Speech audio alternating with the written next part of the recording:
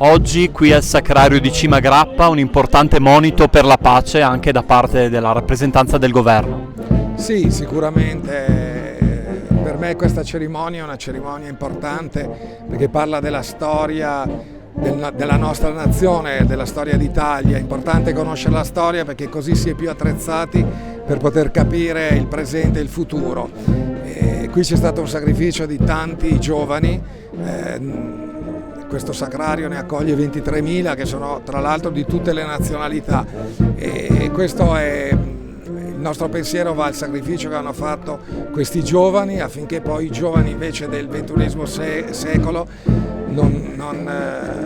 abbiano una miglior fortuna, possano coltivare i loro sogni, il loro futuro, quel futuro che questi ragazzi hanno sacrificato per le generazioni che sono venute dopo. Importante anche la presenza delle delegazioni internazionali.